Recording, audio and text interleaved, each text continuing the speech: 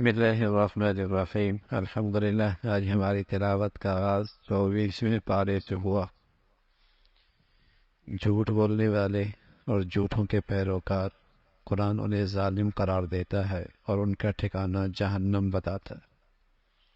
جو عقیدے کے جھوٹے، جو کردار کے سچے، جو کردار کے جھوٹے، عمل کے جھوٹے، زبان کے جھوٹے، اور ان کے پیروکاروں کو قرآن ظالم قرار دیتا ہے، ٹھکانہ جہنم بتاتا ہے۔ سچائی کی زندگی، سچا عقیدہ، سچا عمل، سچی زبان، قرآن انہیں پرہیزگار کہتا ہے۔ ان کے لیے اللہ کے ہاں وہ ہے جو یہ چاہیں، خطاؤں کو اللہ معاف فرما دیں گے۔ اے نبی، یہ آپ کو اپنے معبودان باطلہ سے ڈراتے ہیں، انہیں کہہ دو میرے لیے میرا اللہ کافی ہے۔ جس کے لیے اس کا اللہ ہے اسے کسی کی ضرورت نہیں ہے، اور اللہ کی شان ہے، اور رحمت دینے پہ آئے تو محروم کوئی نہیں کر سکتا، پکڑنے پہ آئے، بیمار کرنا چاہے، مصیبت میں ڈالنا چاہے، بچا کوئی نہیں۔ اسی کی قدرت ہے، زندگی اور موت اسی کی اختیار میں ہے۔ نیند بھی موت کی ایک بہنہ ہے، جس کی زندگی باقی ہوتی ہے پھر واپس روح آ جاتی ہے، اور جس کی زندگی ختم ہو جاتی ہے اس کی روح قبض کر لی جاتی ہے۔ ان کے سامنے ایک اللہ کی وحدانیت کی بات کریں تو ان کے چہرے پہ، ماتھے پہ بل آ جاتا ہے، اور جب غیروں کی بات ہو، غیر اللہ کی باتیں ہوں تو بہت خوشی سے سنتے ہیں۔ ایک دن آنے والا ہے انہیں ایمان اور توحید کی قدر و قیمت کا اندازہ ہوگا، اور یہ آرزو کریں گے کہ دنیا کے 2 گنا بڑھ کر مال و دولت دے دے اور جہنم کے عذاب سے بچ جائیں، اس ناکامی سے بچ جائیں، لیکن اس میں بھی یہ کامیاب نہیں ہو۔ اس دن پتہ ہوگا ایمان کی دولت کیا دولت ہے۔ ان میں اللہ کی طرف سے کوئی مصیبت آ جائے تو یہ مایوس ہو جاتے ہیں، اور جیسے ہی کوئی آسانی آ جائے تو یہ کہتے ہیں یہ ہمارا کمال ہے، ہماری ہوشیاری ہے، ہماری عقل مندی ہے۔ یہ ایسے لوگ ہیں۔ مسلمان کی شان کیا ہے؟ مصیبت میں اللہ سے صبر کرتے ہیں، امید رکھتے ہیں اجر و ثواب کے، نعمتوں میں اللہ کا شکر گزار بن کے، اور عاجزی ان کی ساری کا مظاہرہ کرتے ہیں۔ اللہ کریم فرماتا ہے لیکن دروازہ توبہ کا کھلا ہے، کوئی بھی آ سکتا ہے۔ توبہ کا دروازہ سب کے لیے کھلا ہے، کوئی بھی آ سکتا ہے، چاہے تیرے گناہوں کی بلندی آسمانوں کی چھونے لگے، لیکن مایوسی اس در پہ نہیں ہے۔ توبہ سچی کر کے آئے گا، سب معاف کر دیا جائے گا۔ یہ دروازہ کھلا ہے، اس سے پہلے کہ اللہ کا عذاب آئے، اللہ کے طرف سے رجوع کر لے، اس سے پہلے کہ پھر تمہیں حسرت ہو، کاش کہ نیکی کر لیتا، کاش کہ نیکی کر لیتا۔ فرمایا اللہ کے نافرمان ان کے چہرے کل قیامت میں سیاہ ہوں گے، اور جہنم ان کا ٹھکانہ ہوگا، اور ایمان والوں کو اللہ رب العزت عزت اور نجات نصیب فرما دیں گے۔ مشرک اللہ کو پہچانتا نہیں ہے، اس لیے شرک کرتا ہے، اس لیے شرک کرتا ہے۔ سور پھونکا جائے گا، اور پھر ایک سور پھونکا جائے گا، سب قبروں سے اٹھ کر معاشر کے میدان میں اکٹھے ہوں گے۔ ہر شخص کو اس کے اعمال کا بدلہ پورا ملے گا، نیکی یا بدی، کسی کے ساتھ زیادتی اور کمی نہیں ہوگی۔ نیکوکار لوگ، ان کا پورا پروٹوکول ہوگا، اور انہیں سلامی دی جائے گی، انہیں سلامی دی جائے گی، اور جہنمیوں کو دھکے دے کر آگے لایا جائے گا، اور ان سے کہا جائے گا کہ اللہ اور اللہ کے رسول کا پیغام نہیں آیا تھا۔ اس وقت تو وہ اقرار کریں گے، لیکن وہ اقرار اور اعتراف وہاں کام آنے والا کوئی نہیں۔ اللہ کے فرشتے وہاں ہوں گے، متقی اور پرہیزگاروں کے لیے سلامتی سلامتی کی دعا کریں گے۔ سورہ مومن کا تذکرہ ہے، اللہ کی کلام کی عظمت کا تذکرہ، پھر اللہ کی خاص شان، توبہ قبول کرنے والا، معاف کرنے والا، اور بڑی قدرت والی ذات، اس کا تذکرہ۔ آپ سے یہ بحث مباحثہ کرتے ہیں حق کے بارے میں، تو انہیں انجام بتاؤ، قوم سمود کا، قوم عاد کا۔ اللہ کے فرشتے مقرب جو عرش اٹھائے ہوئی ہیں، وہ اہل ایمان کے لیے ہمیشہ دعا گو رہتے ہیں، ایمان والوں کے لیے دعا گو رہتے ہیں۔ ایمان والوں کے وہ بڑے خیر خواہ ہیں، اور ان کے لیے ہمیشہ دعائیں کرتے رہتے ہیں۔ جو شخص نیکی اور تقوی کی زندگی اختیار کرتا ہے، اسے فرشتوں کی دعائیں نصیب ہوتی، اسے فرشتوں کی دعائیں نصیب ہوتی ہیں اس کا تذکرہ فرمایا. پھر اللہ کی طرف بلاؤ اور اللہ کی طرف خالص عبادت. اللہ خالص عبادت کو قبول کرتے ہیں. ایک دن آنے والا ہے جہاں چھوٹے موٹے اختیارات بھی ختم ہو جائیں گے. ایک اللہ کی بادشاہت ہوگی. دنیا میں تو چھوٹے چھوٹے بونے حکمران ہیں نا، یہ سارے اختیارات بھی ختم ہو جائیں گے. وہاں ایک اللہ کی قدرت، ایک اس کی بادشاہت. زمین پہ چل پھر کے دیکھو کیسا انجام ہوا اللہ کے نبیوں کی تنظیم کرنے والوں کا. فرعون، قارون، حامان، کیسا ان کا ساتھ اشر ہوا. ایک مرتبہ موسیٰ علیہ السلام جب حق سچ کا پیغام لے کے آئے تو یہ کفر کے سردار مقابلے پہ آ گئے اور حضرت موسیٰ علیہ السلام کے قتل کے درپے ہوئے. انہی میں سے ایک شخص جس نے نہ قوم کا لحاظ رکھا، نہ زبان کا لحاظ رکھا، نہ برادری کا لحاظ رکھا، حق کا ساتھ دیا اور حضرت موسیٰ علیہ السلام کی حمایت میں کھڑا ہوا. یہ رجل مومن ہے، اپنا ایمان چھپا رہا تھا لیکن حق گوئی کے ساتھ سامنے آ گیا اور موسیٰ علیہ السلام کی حمایت میں کھڑا ہو گیا. اس شخص کیوں قتل کرتے ہو؟ جس کا قصور کیا ہے؟ یہ تمہیں اللہ ہی کی طرف تو بلاتا ہے، ہدایت کی تو رہنمائی کرتا ہے، کون سی برائی کی دعوت تمہیں دے رہا ہے؟ حضرت موسیٰ علیہ السلام کے ساتھ تعاون کیا اور اس کے مددگار بنے، اس کا تذکرہ فرمایا اور قوم کو سمجھا. لیکن فرعون کہنے لگا میری بات سمجھداری کی بات ہے. اچھا مذاق اڑانے لگا، کہنے لگا اچھا دکھاؤ موسیٰ کا رب کہاں ہے، میرے لیے کوئی سیڑھی بنا دو تاکہ میں اس کو دیکھ لوں.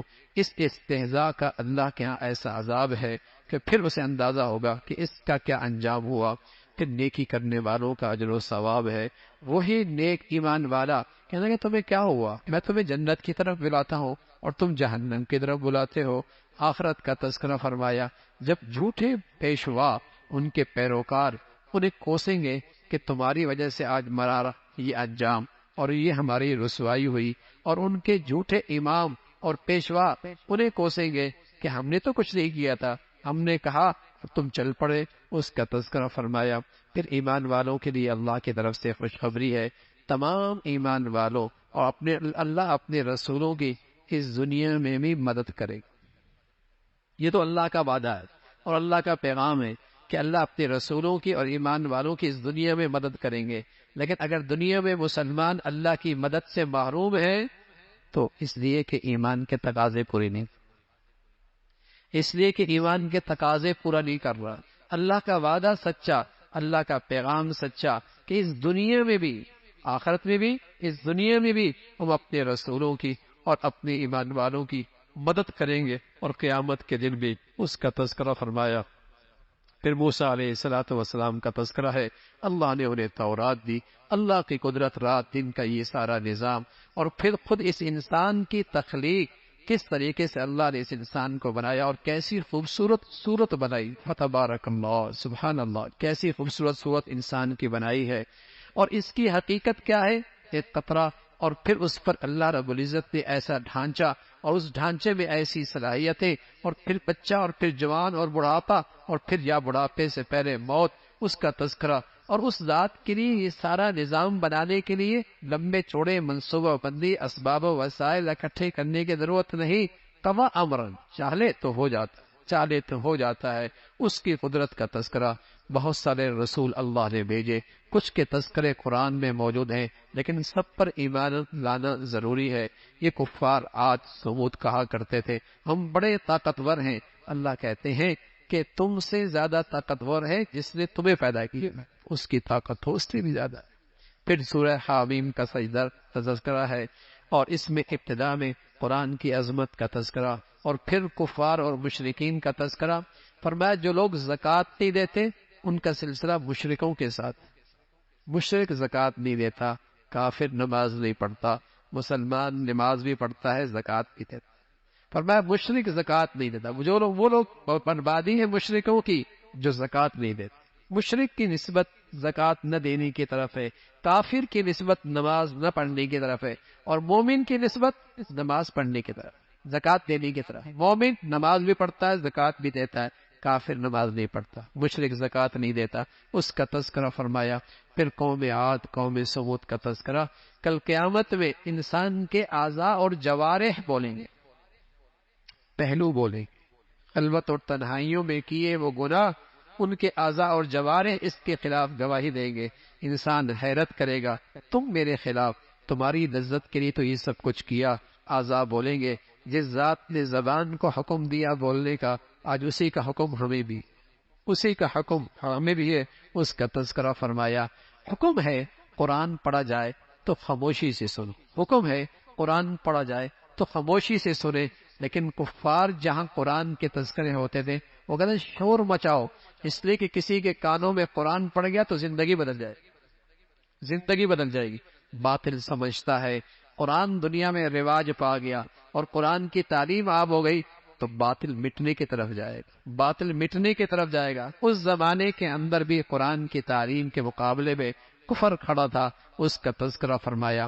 پھر خوشخبری دی، خوشخبری دی اور خوشخبری کا پیغام دیا، جو اپنے رب کے ایمان پر ڈٹا رہا، ہر حال میں اپنے اللہ کی فرما برداری کی، موت تو سب کی آنی ہے لیکن اس کی موت بڑی شان سے آئے گی، اس کی موت بڑی شاندار ہوگی، بلکہ قابل رشک ہوگی۔ موت تو سبھی نے آنے ہیں، لیکن جو اللہ کی بندگی پر ڈٹ گیا اور استقامت کا مظاہرہ کیا کہ میرا رب ہے، میرا رب ہے، اور اس کی فرما برداری پہ کھڑا ہو گیا، فرمایا اس کی موت بڑی شاندار ہوگی، اس کے ارد گرد فرشتے اکٹھے ہو جائیں گے اور اسے حوصلہ اور تسلی اور خوشخبری دیں گے، خوف نہ کر، غم نہ کر، خوف اگلی گھاٹیوں میں، غم نہ کر جو پیچھے چھوڑ کے آیا ہے، ہم تمہارے ساتھ دنیا میں بھی تھے، آخرت کے سارے گھاٹیوں میں ہم تمہارے مددگار ہیں، اور سنو خوشخبری لو، اللہ تمہارا میزبان ہے، تم اللہ کے مہمان ہو، اور اللہ کی میزبانی اپنی شان سے ہو۔